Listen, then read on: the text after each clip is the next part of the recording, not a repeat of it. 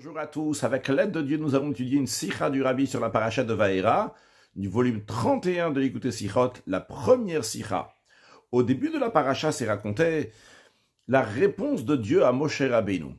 En effet, à la fin de la paracha précédente, la paracha de Shemot, Moshe Rabbeinu est venu chez Hachem, il lui a dit « Lama reot alamazé, pourquoi tu as fait du mal à ce peuple-là » Alors vient la paracha de Vaera, Vaidaber Elokim el Moshe, que Hachem dit à Moshe, répond à Moshe Rabbeinu, et il lui dit, Ani Hachem, je suis Hachem, et j'ai apparu chez Avraham, chez Yitzhak, chez Yaakov, chez trois patriarches.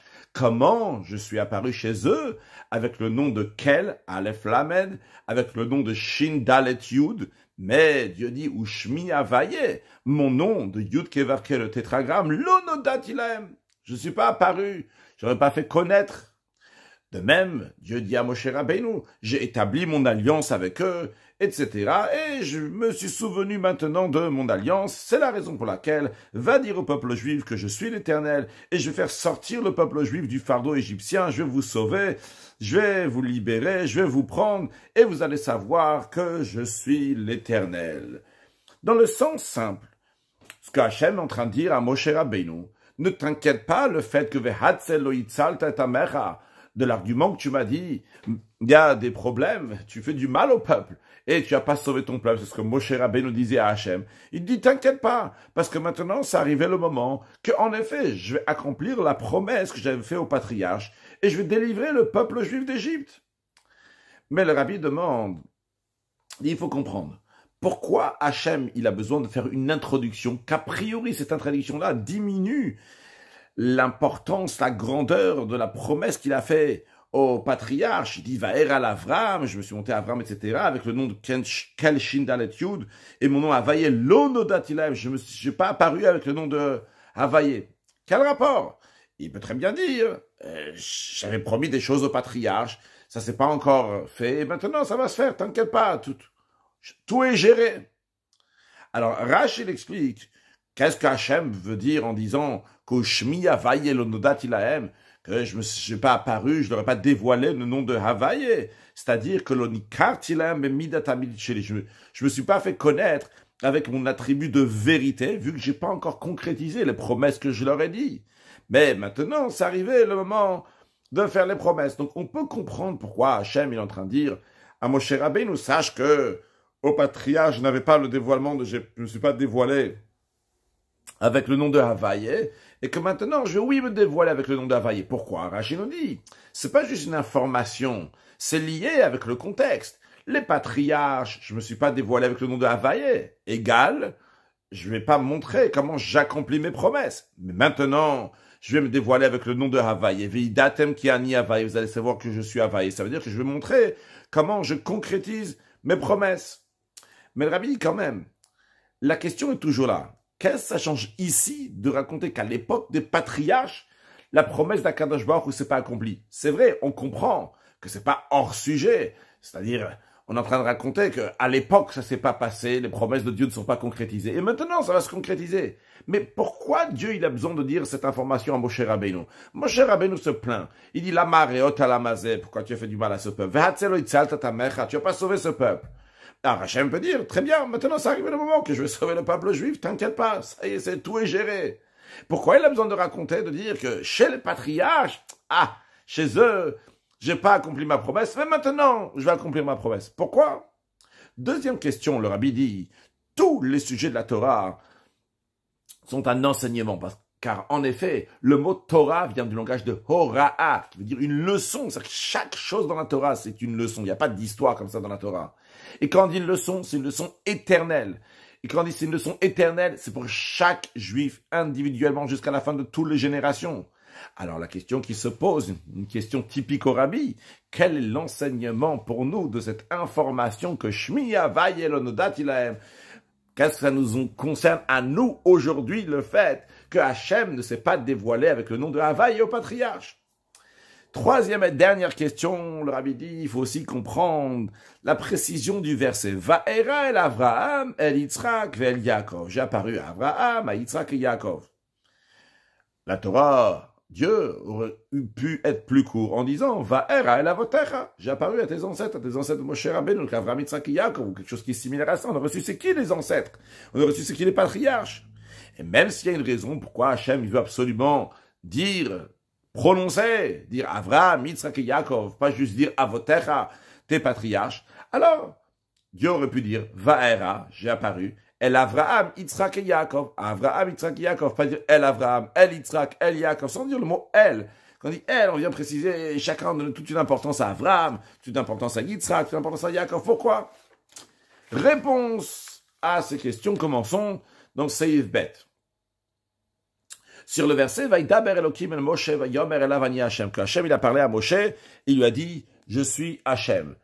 L'Admour Azaken dit qu'ici, il n'y a pas seulement une consolation et une promesse, mais il y a aussi une réponse à l'argument de Moshe. Quand Moshe vient, il dit Lamar et Otalamazé, pourquoi tu as fait du mal à ce peuple? Il y a une réponse aussi ici. Comment ça? Parce qu'Hachem, il est en train de souligner, il est en train de dire à Moshe Rabbeinu, sache que la délivrance d'Égypte, c'est le dévoilement de Havaye, Ani Havaye, comme d'ailleurs on voit dans la suite des versets. Dieu souligne cette notion-là. Il dit, la reine Emor Israël, Ani Havaye, dit au peuple, je suis Havaye, Vidatem ki Ani Havaye, vous allez savoir encore une fois, Havaye, Yud Kevavke, le tétragramme, le dévoilement d'Akadosh Baruch Hu. Et pour mériter à ce dévoilement-là de Havaye, qui est un dévoilement qui est très très haut, il faut d'abord passer par cet exil qui est très difficile. Areota, tu demandes pourquoi Areota? Pourquoi il y a une galoute? Pourquoi il y a du mal? C'est pour arriver au dévoilement de Havaï et de Yud Kevavke. Et Dieu, il rajoute, c'est la raison pour laquelle il n'y avait pas ce dévoilement-là chez les patriarches. Chez les patriarches, en effet, j'ai apparu chez eux, mais Bekal Shindalet Yud, uniquement avec le nom de Kel, Shindalet Yud, Mushmi Havaï Lonodat Ilahem. Mais le nom de Yud Kevavke, je n'ai pas apparu, je n'aurais pas fait connaître. Parce que ce grand dévoilement-là, de Havaï, et que même les patriarches n'ont pas eu Shmi Havaï Lonodat Ilahem. Le dévoilement qu'il y avait à l'époque des patriarches, c'était uniquement Kel Shindalet Yud. Ça représente comment Kadosh Baruch Hu se contracte en fonction de monde, se limite en fonction des mondes, comme le nom Shindalet Yud l'indique. Shindalet Yud, c'est un langage Dai. Dieu, il dit, Amarti leolami Dai. J'ai dit à mon monde, ça suffit. Le fait de dire ça suffit, c'est limiter quelque chose. C'était pas le dévoilement de Havaï.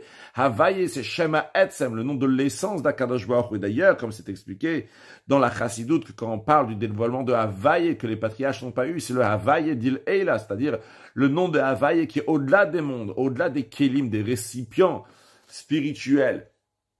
Contrairement au Havaï qu'on retrouve en effet dans la Torah, qui a Havaï qui se dévoile au patriarche, mais c'est Havaï de l'Etata, c'est le Havaï donc niveau inférieur à un Havaï qui est lié avec les mondes. Et donc eux, ils n'ont pas eu le Havaï du Shema Etzem, le nom de l'essence d'Akadosh Baruch qui est au-delà du monde. Quand on dit Havaï, qui fait référence à Haya, Hove, Veiye, il était, il est, il sera, pas seulement qu'il était, il est, il sera, mais il était, il est, il sera au même instant. Alors, ça, les patriarches n'ont pas eu. Mais vous, Dieu est en train de dire à Moshe Rabbeinu, vous allez avoir cela. Et c'est la raison pour laquelle il y a besoin d'une préparation particulière, de descendre en exil pour pouvoir avoir ce dévoilement. Donc, on comprend déjà ici, partiellement, le Rabbi va rentrer plus profondément dans Seif Gimel encore, mais on comprend déjà cette discussion entre Moshe Rabbeinu et Akadosh Baruch Hu, que Dieu est en train de lui parler aussi de ce qui s'est passé au patriarche, pour expliquer à Moshe Rabbeinu que c'est un dévoilement divin qui est exceptionnel, que même les patriarches n'ont pas eu. Sachez qu'il faut passer par ce stade-là de Areot Alamaz et de passer par cet exil-là. Donc c'est Seif Gimel, le Rabbi nous dit.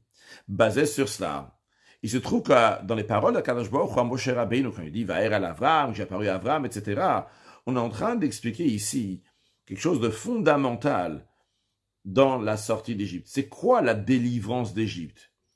Que non seulement que, ce n'est pas juste une délivrance matérielle, mais deux, essentiellement, c'est une délivrance spirituelle, de passer d'une situation d'esclavage à l'Égypte à une liberté et la possibilité de servir Dieu, comme d'ailleurs on retrouve clairement que Dieu a dit à Moshe Rabbeinu que lorsque tu vas faire sortir le peuple d'Égypte, vous allez servir Dieu sur cette montagne-là. En d'autres mots, on est en train de dire ici que le but de la sortie d'Égypte, c'est pour servir à Kadosh Baruch Hu. Pas seulement ça, mais encore plus que ça. Troisièmement, que le but de cette délivrance spirituelle, c'est le dévoilement, la connaissance du nom de Havaï. je répète ce qu'on vient de dire ici, que c'est pas la sortie d'Égypte, c'est pas juste une délivrance matérielle, pas seulement une délivrance spirituelle, mais l'essentiellement, le troisième point, dans cette délivrance spirituelle, c'est qu'il va y avoir le dévoilement de Havaïe. C'est ça que Kadosh Baruch Hu est en train de dire à Moshe Rabbeinu. Alors, basé sur ça, le Rabbi nous dit, on va comprendre de manière encore plus profonde la raison pourquoi le verset parle des patriarches, Vaer al Avram, etc. Avec Kalshin Dalet-Yud, et je me suis pas fait connaître sous le nom de Havaïe. Parce que là, on est en train de souligner que sans regarder, malgré le fait, la grandeur des patriarches, et comme on dit que les patriarches, c'est à Avot El Merkava, que les patriarches sont un Merkava, sont un char céleste, sont un char à Kadosh Baruch Hu, que de la même manière qu'un char, il va exactement où le cocher il veut, de la même manière aussi, les patriarches, ils vont exactement faire la volonté de Kadosh Baruch Hu, mais malgré cela, malgré le haut niveau des patriarches, c'est pas encore une Géoula, c'est pas encore une délivrance, et la sortie d'Égypte, elle est liée au fait qu'il y a la connaissance de Shmi Havaïe, de Yud Kevavke, que les patriarches n'avaient pas cela. Et c'est la raison pour laquelle que le verset, il souligne chacun des patriarches. Réponse à la question, la troisième question qu'on avait. Pourquoi on dit Avram, El Yitzhak, Vel Yaakov? Pourquoi on dit la Votacha, que j'ai apparu à tes ancêtres patriarches? Et pourquoi on souligne elle, à l'un, à l'autre, etc. On veut souligner ici le travail des patriarches, de chacun d'eux particulièrement. C'est-à-dire, le fait qu'ils sont juste des patriarches, ça ne montre pas sur une qualité particulière de Abraham, la particularité de Yitzhak, la particularité de Yaakov. Ça montre sur un point commun, c'est les patriarches, Abraham, Yitzhak et Yaakov, si on aurait dit juste Avot les patriarches. Encore un point, si on dit juste Avot. Avot, très bien, ça montre qu'ils sont les patriarches, mais c'est quelque chose qui est venu d'en haut. C'est Hachem qui les a choisis pour être les patriarches. Akadosh Baruch Hu leur a donné ce mérite-là, en effet, pour un salaire, pour leur travail, qu'ils étaient des gens exceptionnels, donc ils ont été les avot, les patriarches du peuple juif. Mais tout ça, ça ne montre pas la particularité du travail de Abraham, du travail particulier de Yitzhak, du travail particulier de Yaakov. Ça montre juste qu'ils sont des avot, des patriarches. Ils ont un point commun, c'est les patriarches. Ils ont un point commun qu'Akadosh Baruch Hu les a choisis, ça vient d'en haut. Mais lorsqu'on vient en détail, on te dit Avram et Yitzhak et Yaakov, en plus on te dit El Avram, El Yitzhak, El Yaakov, faut bien te souligner la qualité de chacun d'eux, comme c'est connu que le travail essentiel d'Avram, c'était Gmilut Chasadim, faire la bonté, la bienfaisance. Le travail de Yitzhak, c'est la Avoda qui s'exprime dans la prière, et de Yaakov, c'était l'étude de la Torah. Et on te dit, malgré le fait que chacun il a un travail, un service de Dieu qui est exceptionnel et chacun dans son domaine, mais vu qu'ils n'ont pas le dévoilement et la connaissance de Shem Havaï et de Yud Kevavke, Shmi Havaï lo nodati lahem, eh bien, c'est pas encore une situation de délivrance. Le Rabbi rage dans la parenthèse Bishlemuta, c'est pas une délivrance dans la totalité. Les patriarches n'avaient pas ça. Comment expliquer ça? C'est Yvdalet. Le Rabbi nous dit, Mitzrayim, l'Égypte, c'est pas juste un endroit géographique. Mais Mitzrayim, ça vient aussi du langage de Mitzarim ou Gvulim, qui veut dire des barrières et des limites. Et cette idée de Mitzrayim, d'Égypte, dans le sens de barrières et de limites, ça existe aussi dans la Gdusha, dans la sainteté. Vu que l'être humain, il est limité, alors même s'il va servir Hachem avec toutes ses forces, il n'est pas encore sorti de ses barrières et de ses limites, même s'il se trouve dans un monde, dans un contexte qui est entièrement saint. Et c'est quoi la sortie d'Égypte? C'est sortir même de ses barrières et ses limites de Gdusha. Lorsque quelqu'un, il va être avec une annulation totale envers Hachem, à tel point qu'il ne va pas se ressentir à lui-même, il ne va pas être tofes makom pour lui-même, il ne va pas prendre place. Mais pour arriver à une telle sortie d'Égypte, même de Gdusha, de sainteté, c'est-à-dire de sortir vraiment de toutes ces barrières, arriver à ce niveau d'annulation, la personne ne peut pas y arriver avec ses propres forces à lui, dans le même esprit de ce qu'il dit, qu'en chavush matiratz, quelqu'un qui est en prison, il ne peut pas sortir lui-même de prison, se faire sortir. Il a besoin de quelqu'un qui va venir d'ailleurs.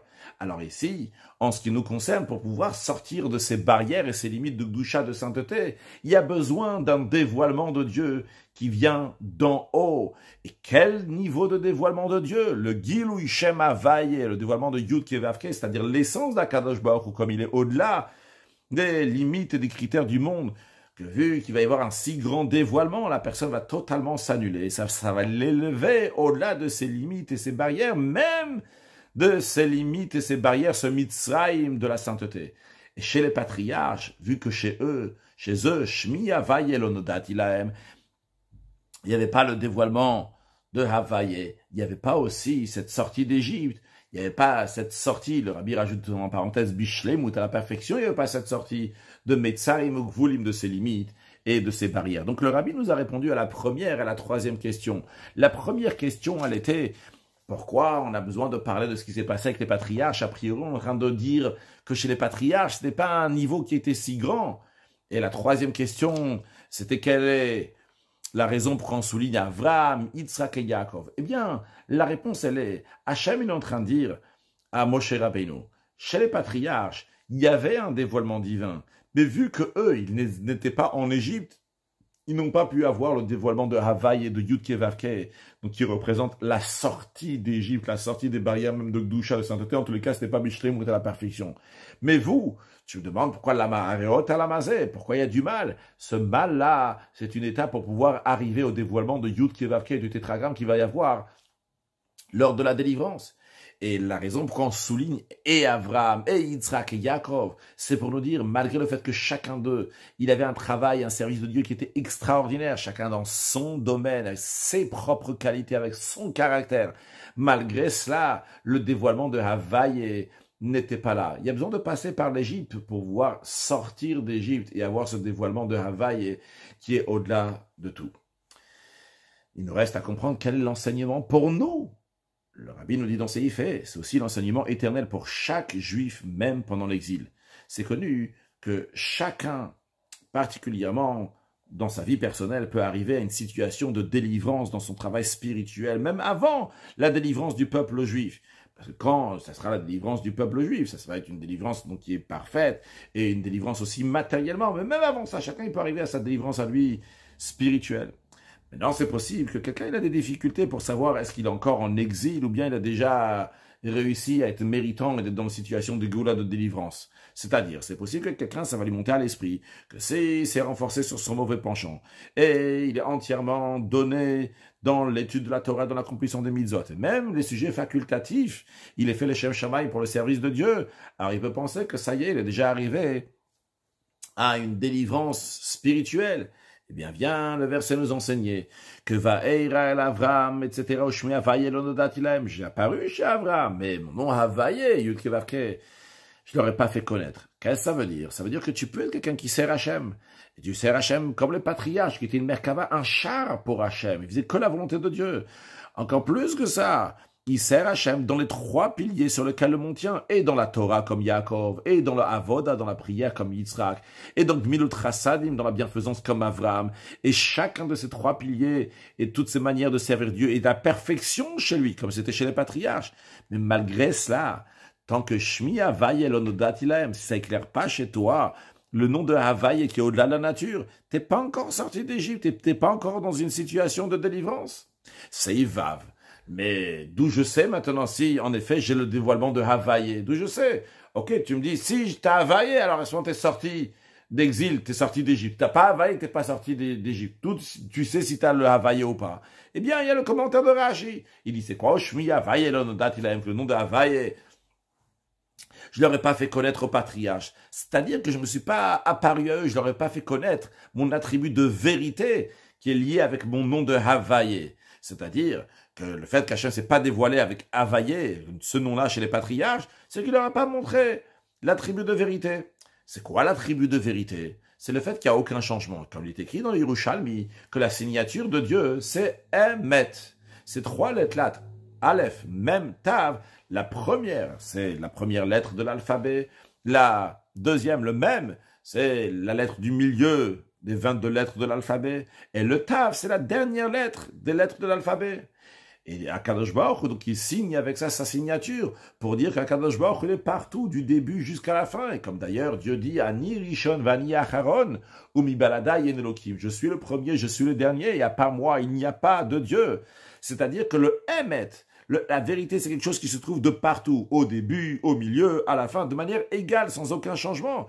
Et comme il est dit clairement à propos de Dieu, Ani Havaï Eloshaniti, je suis Dieu, je n'ai pas changé. Et dans la parenthèse, le Rabbi rajoute que c'est aussi l'explication quand Dieu il dit, je suis le premier, je suis le dernier, et il n'y a pas de Elohim. Qu'est-ce que ça, il n'y a pas d'autre Elohim?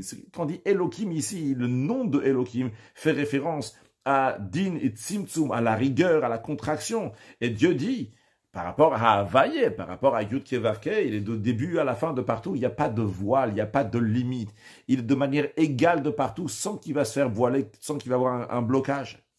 Maintenant, pour répondre à notre question, la personne veut savoir s'il a le dévoilement de Havaï. On a dit, c'est quoi le dévoilement de Havaï? C'est l'attribut de vérité. On a dit, c'est quoi l'attribut de vérité? C'est qu'il n'y a aucun changement. Alors voilà, c'est la réponse.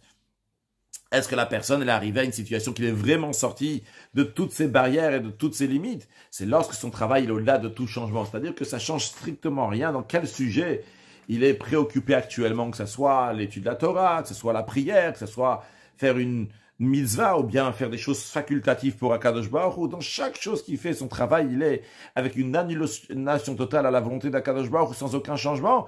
Ça, c'est qu'il a le dévoilement de Havaï, parce qu'en effet, c'est Midat Emet, il est avec vérité, avec le même bit ou avec la même annulation à chaque instant. Ça vient de Shem Havaï, Midah Mitichili, donc l'attribut de vérité d'Akadosh Baruch Hu, ni Rishon, ni Acheron, ni Baradai, ni Elohim.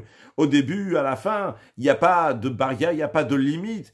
C'est toujours la même chose. Quand il y a le dévoilement de Havaï, ça fait chez l'homme une telle annulation qu'il ne va pas être limité en fonction du service de Dieu qu'il est en train de faire maintenant, ou bien des sujets facultatifs qu'il est en train de faire. Donc maintenant il va être comme ci, après il va être comme ça. Non, donc tout ce qu'il est en train de faire, il y a ce point-là de bit ou d'annulation à Kadosh Baruch qui est au-delà de barrière, au-delà des limites, au-delà des changements. Le Rabbi il rajoute en parenthèse à la fin de ses Ivav que c'est dans le même esprit de l'enseignement du Baal Shem Tov sur le verset Shiviti Havaya le Negdi Tamid, que je place Hachem face à moi toujours. Le Baal Shem Tov dit que Shiviti, ça vient du langage de Hishtavut. Bien que Shiviti dans le sens simple, c'est-à-dire je place Dieu toujours devant moi, mais Shiviti, ça vient du langage aussi de Hishtavut, que c'est Shavé. Dieu, il est égal toujours. Qu'est-ce que ça veut dire que Dieu, il est égal? C'est-à-dire que je sers Hachem avec toutes mes forces, avec toutes sortes de manières. D'où ça vient que la personne elle va servir à Kadosh Baruch Hu avec sa tête, avec son pied de manière égale, et que la personne elle va servir à Kadosh Baruch Hu donc dans tel domaine, dans un autre domaine de manière égale, sans aucun changement. C'est lorsque Havayé le Negitamid. Quand est-ce qu'il peut y avoir le Shiviti? Quand est-ce qu'il peut y avoir que mon service de Dieu de manière égale dans toute situation? Lorsqu'il y a le dévoilement de Havayé, lorsque le dévoilement de Havayé est clair chez la personne, eh bien à ce moment-là, ça fait une Hishtavut qu'il est égal dans toutes les choses qu'il va faire. C'est Zayn, le Rabbi conclut en nous disant, après qu'il nous a montré c'est quoi la Hora, l'enseignement qui est bien clair pour nous. Si tu veux savoir si tu es sorti d'Égypte de sainteté, il faut savoir est-ce que tu fais toutes les choses avec égalité ou pas. Alors, le Rabbi conclut en nous disant que de la même manière, on vient de voir tout ça en ce qui concerne la délivrance d'Égypte, de la même manière, en ce qui concerne la délivrance que nous attendons avec la venue de Mashiach, que cette délivrance-là que nous attendons, c'est pas juste une délivrance matérielle, et pas seulement une délivrance spirituelle, comme ça, ordinaire, se libérer du Yetzer Hara, du mauvais penchant, mais c'est une délivrance qui va amener le Gilui Shem Havai, le dévoilement de Yud Kei Vav Kei. Et d'ailleurs, c'est aussi la profondeur de ce que le Rambam dit à la fin de son livre, lorsqu'il explique la situation du monde Be'oto Azman à cette époque, lorsque Mashiach va venir. Il dit que l'occupation du monde entier va être uniquement de connaître Akadosh Baruch Hu. C'est la raison pour laquelle, et je dois être précis sur ça, pas juste le connaître Akadosh Baruch Hu, la date est Havaïe, de connaître Akadosh Baruch Hu, de connaître Yud Kei Vav Kei, seulement de connaître la Shem Bilvad. Et c'est la raison pour laquelle que Israël vont des grands savants, ils vont connaître des choses cachées, ils vont saisir la compréhension de leur créateur en fonction des capacités humaines. Et le Rambam conclut en disant, car il est dit, Ki mala haaretz de'at Hashem kamaim layam echasim. C'est le prophète, il dit, car la terre va être remplie de connaissances de Havaï et de Dieu, comme les eaux recouvrent les profondeurs de la mer. Alors, le Rabbi nous fait remarquer, au début du livre du Rambam, lorsque le Rambam explique la mitzvah de connaître Hachem, le Rambam ne parle pas de Havaï et de Yud Kei Vav Kei explicitement. Il dit seulement, Leida sheyesh amatzui rishon, de savoir qu'il y a une première existence. Mais à la fin de son livre, le Rambam dit, la date est Havaï, de connaître Havaï. De même, il ramène le verset, Mal haaretz dea et Havaï, que la terre sera remplie de connaissances de Havaï. Pourquoi? Parce qu'il y aura la connaissance de Havaï lorsque Mashiach va venir. Dans ça même, quand on parle de Havaï, le niveau le plus haut de Havaï, dans le langage de la Kabbalah, la Chassidut, le Havaï d'Il Eila, le Havaï qui est au-delà des mondes, qui est au-delà des réceptacles, des Kélim, et pas juste le Havaï d'Il Tata, le Havaï inférieur, donc qui est lié au monde, qui est dans le Kélim. Donc ce Havaï qui est de niveau le plus haut, qui amène une annulation totale. Et c'est la raison pour laquelle que le Rambam y conclut, après, à la fin du verset aussi, qui mal haaretz de'at Hashem, kamayim layam echasim, que la terre sera rempli de connaissance de Dieu, mais il rajoute comme les eaux recouvrent les profondeurs de la mer. Ce dévoilement de Havaï va faire qu'on va pas voir la terre de la même manière que le fond de la mer est recouvert d'eau. De la même manière aussi, la terre sera totalement recouverte du dévoilement de Havaï, de ce grand dévoilement, à tel point que la terre sera totalement annulée, jusqu'à qu'elle va être recouverte, B'deya et Hachem, la connaissance de Dieu, comme les eaux recouvrent la profondeur de la mer, très prochainement, avec la venue de Mashiach. Now, une excellente journée.